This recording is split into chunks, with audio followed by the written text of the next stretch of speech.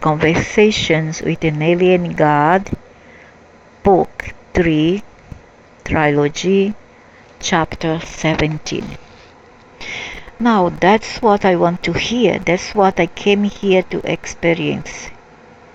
Inspiration, not degradation. You are never degraded unless you think you are. You are never judged or made wrong by God. A lot of people don't get this idea of a God who says there is no such thing as right and wrong, and who proclaims that we will never be judged. Well, make up your mind. First you say I'm judging you, then you are upset because I'm not. I know, it's all very confusing. We are all very complex. We don't want your judgments, but we do. I don't want. We don't want your punishments that you feel lost without them. No, I don't want punishment. I'm not a masochist. And when you say, as you did in the other two books, I will never punish you, we cannot believe that. And some of us almost get mad about that. Because if you are not going to judge and punish us, what will keep us walking the straight and narrow? If there is no justice in heaven, who will undo all the injustice on earth? We are here in experience. I see that you have this feeling, this craving for punishment, a reward. That's nonsense. Why are you counting on heaven? Why are you counting on heaven to correct what you call injustice? Do not the rains fall from the heavens? Yes. And I tell you this, the rain falls on the just and the unjust alike. But what about vengeance is mine, saith the Lord? Yeah, maybe this, I don't know, maybe men have screwed all the so-called religions book, textbooks. I never say that. One of you made up, and the rest of you believe it exactly. Justice is not something you experience after you act a certain way, but because you act a certain way. Justice is an act, not punishment for an act. I see that the problem with our society is that we seek justice after injustice has occurred, rather than doing justice in the first place. Yeah, but if someone wrong someone, then he have to come to account some way, somehow. Right on the head. You have hit the nail right on the head. Justice is an action, not a reaction. Do not therefore look to me to somehow fix everything in the end by imposing some form of celestial justice in the afterlife. I tell you this, there is no afterlife but only life. Death does not exist. And the way you experience and create your life as individuals and as a society is your demonstration of what you think is just.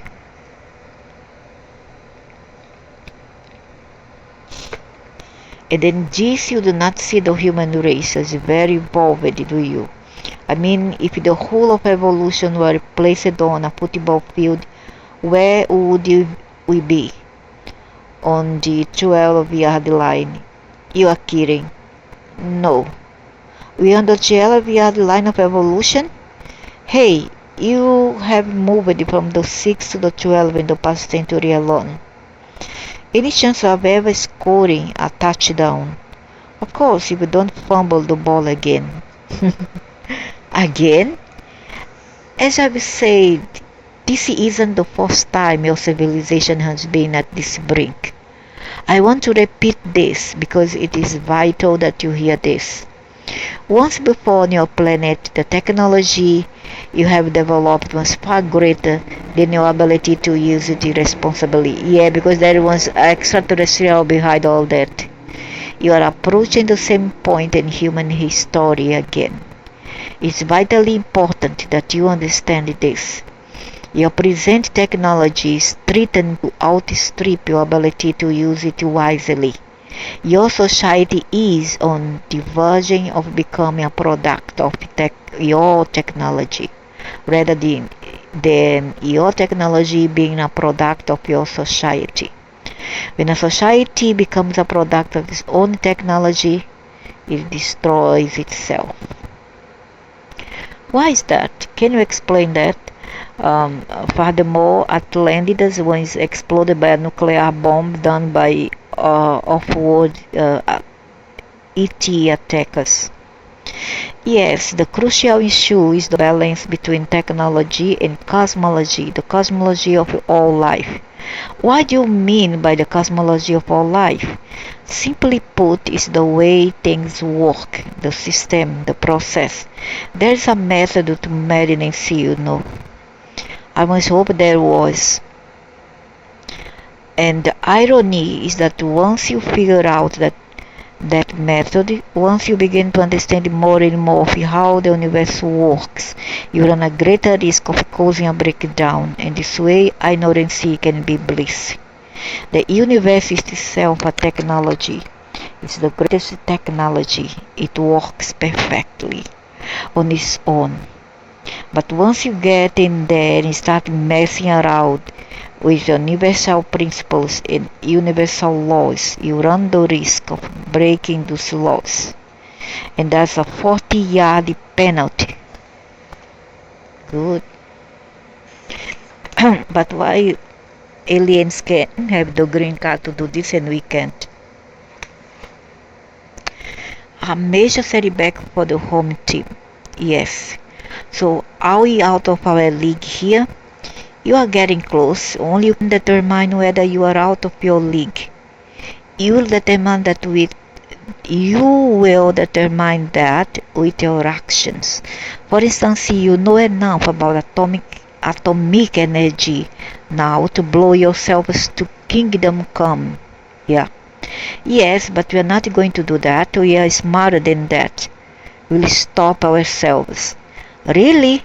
You keep proliferation your weapons of mass destruction the way you've been doing, and pretty soon they'll get into the hands of somebody who will hold the world hostage to them or destroy the world trying. You are giving matches to children, then you hope they won't burn the place down. You have yet to learn how to use the matches yourselves. The solution to all this is obvious. Take the matches away from the children, then throw your own matches away. Correct, very, very correct. But it's too much to expect a primitive society to disarm itself, and so nuclear disarmament, our own lasting solution, appears out of the question. We can't even agree on how to nuclear test. We are a race of beings singularly vulnerable to control ourselves. And if you don't kill yourself with your nuclear madness, you will destroy your world with your environmental suicide. You are dismantling your home planet's ecosystem, and you continue to say that you are not. As if that weren't enough, you are tinkering with the biochemistry of life itself, cloning and genetically engineering, and not doing so with sufficient care to have this be a boon to your species, but threatening instead to make it the greatest disaster of all time. If you are not careful, you will make the nuclear and environmental threats look like child's play. By developing medicines to do the work that your buds were intended to do, you have created viruses so resistant to attack that they stand poised to knock out your entire species. You are getting me a little scared here. Is all lost then? Is the game over? No, but it's 4th and 10. It's time to throw a Hail Mary. And the quarterback is looking around for receivers in the clear. No, but it's 4th and 10. It's time to throw a Hail Mary. And the quarterback's looking around for receivers in the clear. Are you clear? Are you able to receive this? I'm the quarterback, and the last time I looked at you and I were wearing the same color jersey. Are we still on the same team? I thought there was only one team. Who is the other team? Every thought which ignores our awareness, every idea which separates us, every action which announces that we are not united. The other team is not real, it is a part of your reality, for you have made it so. If you are not careful, your own technology that which was created to serve you will kill you. Right now I can hear some people saying, but what can one person do? They can start by dropping that. What can one person do? Stuff. I've already told you there are hundreds of books on this subject. Stop ignoring them, read them, act on them, awaken others to them, start a revolution, make it a evolution revolution. Isn't that what has been going on for a long time? Yes and no. The process of evolution has been ongoing forever, of course. But now that process is taking a new twist. There's a new turn here. Now you have become aware that you are evolving. And not only that you are evolving, but how. Now you know the process by which evolution occurs, and through which your reality is created. Before you were simply an observer of how your species was evolving. Now you are conscious participant. More people than ever before are aware of the power of the mind. Their interconnectedness with all things and their real identity as a spiritual being.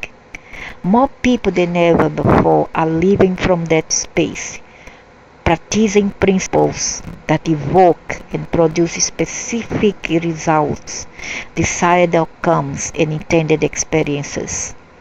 This truly is an evolution revolution, for now larger and larger numbers of you are creating consciously the quality of your experience, the direct expression of who you really are and the rapid manifestation of who you choose to be. That's what makes this such a critical period. That's why this is the crucial moment. For the first time in your presently recorded history, although not for the first time in human experience, you have both the technology and the understanding of how to use it to destroy your entire world. You can actually render yourselves extinct. These are the exact points made in a book by Barbara Marx Hubbard called Conscious Evolution. Yeah, that's so. It's a document of a breathtaking sweep with wondrous visions of how we can avoid the dire outcomes of previous civilizations and truly produce heaven on earth. You probably inspired it. I think Barbara might say that I had a hand in it. You said before that you have inspired hundreds of writers, many messages. Are there other books we should be aware of? Way too many to list here. Why not conduct your own search? Then make a list of the ones that have particularly appealed to you and share that with others. I have been speaking through authors, poets, and playwrights from the beginning of time. I have placed my truth in the lyric of songs, in the faces of paintings, in the shapes of sculptures, and in every bit of the human heart for ages past, and I will for ages to come. Each person comes to wisdom in a way that is most understandable, along a path that is most familiar. Each message of God derives truth from the simplest moments and shares it in cold simplicity. You are such a messenger. Go now and tell your people to live together in their highest truth, share together their wisdom, experience together their love, for they can exist in peace and harmony. Then will yours too be an elevated society, such as those we have been discussing. So the main differences between our society and more highly evolved civilizations elsewhere in the universe is the idea we have of separation. Yes, the first guiding principles of advanced civilization is unity, acknowledgement of the oneness and the sacredness of all life. And so what we find in all elevated society is that under no circumstances would one being willfully take the life of another of its own species against its will. No circumstances? No. Even if it were being attacked, such a circumstances would not occur within that society of species or species. Of course, that's why they don't attack, because they are not attacked. That's why they don't defend themselves. Had they been attacked, they would surely defend themselves. Perhaps not within the species, but what about from without? If a high level of the species were attacked by another, it's guaranteed that the attacker would be the lesser evolved. Indeed, the attacker would be essentially a primitive being, for no evolved being would attack one. I see. The only reason a species under attack would kill another would be that the attacked being forget who it really is. If the first being thought it was its corporal body, its physical form, that it might kill its attacker, or it would fear the end of its own life. If, on the other hand, the first being understood fully well that it was not its body, it would never end the corporal existence of another, for it would never have a reason to. It would simply lay down its own corporal body and move into the experience of its non-corporal self. Like Obi-Wan Kenobi, where exactly the right of what you call your science fiction are open leading you to greater truth. I've got to stop here. This seems directly variance of what was said in Book 1. What was that? Book 1 said that when someone is abusing you, it does no good to allow the abuse to continue. Book 1 said that, yeah, I remember. When acting with love, include yourself among those you love. And the book seemed to say, do whatever it takes to stop the attack on you. It even said that war was okay as a response to attack. That in this is a direct cult. This past cannot be allowed to flourish, but must be stopped in their despotism. It also says that choosing to be godlike does not mean you choose to be a martyr. And it certainly does not mean you choose to be a victim. Surely not. Now you are saying that high-level beings would never end the corporal life of another. How can this statement stand side by side? It's not consistent. Read the material in Book 1 again closely. My responses there were all given and must all be considered within the context you created, the context of your question. Read your statement on the bottom of page 127 in Book 1. In that statement you allow as to how you are not now operating at a level of mastery. You say that other people's words and actions sometimes hurt you. Given that this is so, you asked how best to respond to these experiences of hurt or damage. Oh, now I understand. It depends on what kind of mentality we are having at that time. My responses are all to be taken within that context. I first of all said that the day will come when the words and actions of others will not hurt you. Like Obi-Wan Kenobi, you will experience no damage, even when someone is killing you. This is the level of mastery that has been reached by the members of the societies I'm now describing. The beings in these societies are very clear who they are and who they are not. It is very difficult to cause one of them the experience being damaged or hurt, least of all by placing their corporal body in danger. They would simply exit their body and leave it for you, if you felt the need to hurt it so much. So why do aliens run away when they see humans? Because they're scared to get hurt.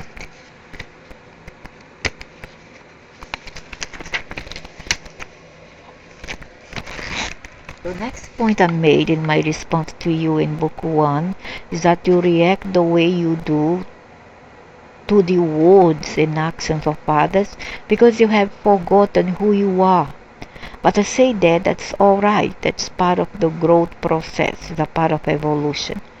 Then I make a very important statement. All during your growth process, you must work at the level to which you are. The level of understanding, the level of willingness, the level of remembrance. Everything else I have said there is to be taken within that context. I have even said on page 129, I assume for the purpose of this discussion that you are still seeking to realize, make real who you truly are. Within the context of a society of beings who do not remember who they really are, people who are primitive, people who are still totally, I'll say, insane and don't know who they are. The responses I gave you in book 1 stand as given. But you didn't ask me those questions here. You asked me here to describe the highly evolved societies of the universe. The highly evolved society or evolved beings. Not only with regard to the subject at hand, but with regard to all the other topics we'll cover here. It will be beneficial if you do not see this description of other cultures as criticism of your own. There are no judgments here, nor will there be any condemnation if you do things differently, react differently than beings who are more evolved. Now, so what I have said here is that the highly evolved beings of the universe would never kill another sentient being in anger. First, they would not experience anger. Second, they would not end the corporal experience of any other being without that being's permission, unless the other beings ask them to kill them. And third, to answer specifically a specific inquiry, they would never feel attacked, even from outside their own society or species, because to feel attacked, you have to feel that someone is taking something from you. Your life, your loved ones, your freedom, your property, your possessions, something. And a highly evolved being would never experience that, because a highly evolved being would simply give you whatever you thought you needed so badly that you were prepared to take it by force. If it cost the evolved being its corporal life, yeah, correct. Because the evolved being knows she can create everything all over again, correct. She would quite naturally give it all away to a lesser being who did not know this, yeah. Highly evolved beings are therefore not martyrs, nor are they victims of anyone's despotism. Yet it goes beyond this. Not only is the highly evolved being clear that he can create everything all over again, he is also clear that he doesn't have to. He is clear that he needed none of it to be happy or to survive. He understands that he requires nothing exterior to himself, and that he himself, which he is, has nothing to do with anything physical. Understand? Less evolved beings and races are not always clear about this. Finally, the highly evolved being understands that she and her attackers are one. She sees the attacker as a wounded part of herself. Her function in that circumstance is to heal all wounds, so that the all-in-one can again know itself as it really is. Finally, the highly evolved being understands that she and her attackers are one. She sees the attackers as a wounded part of herself. Her function in that circumstance is to heal all wounds, so that the all-in-one can again know itself as it really is. Giving away all that she has would be like giving yourself an aspirin. Wow, what a concept! What an understanding! But I need to go back to something you said earlier. You said that highly evolved beings Let's abbreviate that as a habits from here on. It's a long name to have to use over and over again. Good. Well, you say that habits would never end the corporal experience of another beings without the being's permission. That's right. But why would one being give another being permission to end his physical life? There could be any number of reasons. It might offer itself as food, for instance, or to serve some other necessity like stopping a war. Pretty much convenient, huh? There could be any number of reasons. It might offer itself as food, for instance, or to serve some other necessity like stopping a war. This must be why, even in our own cultures, there are those who would not kill any animal for food or hides without asking the spirit of that being for permission. That's me. I'll never kill to eat. Yes, it's the way of your Native Americans who would not even pick a flower and herb or a plant without having this communication. I don't believe, I'm so sorry, I don't believe these people just kill about anything, monkeys, chicken, and birds without permission. No, no, no, no, I don't believe. They even kill their only children buried alive for sincerity and honesty's sake. In South America, they bury their children who were born in deformity. That the government have to step in to stop the practice. All of your indigenous cultures do the same. Interestingly, those are the tribes and cultures that you call primitive. In some way they are. Bury children alive, killing animals to make feathers, clothes. Oh, come on. Oh man, are you telling me I can't even pick a radish without asking if it is okay? You can do anything you choose to. You asked me what habits would you do. So Native Americans are highly evolved beings. They are the habits. As with all races and species, some are and some are not. Okay, now you are telling the truth. Some are and some are not. So don't say put in general rules, say that all are okay, are saint, blah blah blah, because they aren't. Ask the Mayas who made a lot of sacrifice. Ask the Incas that put a virgin girl as young as 9, 10, 12 and buried them alive and as a sacrifice for these beings, reptilians, and put them, cement them, this girl behind the walls as a sacrifice. Tell this to them. So as what are the races, as a culture, though they have reached a very high level, the cultural myths which inform much of the experience are very elevated. But you have forced them to mix their cultural myths with your own. They found a graveyard filled with children in Peru, filled with bones of children from the past, all with their broken skull given for sacrifice to these beings. No wonder they carry their favor. Wait a minute. What are you saying? The red man was a savage. That's why you had to kill them by the thousands. And I put the rest in land prisons we call reservation. Why, even now, we take their sacred sites and put golf courses on them? We have to. Otherwise, they might honor their sacred sites and remember their cultural stories and perform their sacred rituals. And we can't have that. Oh my gosh.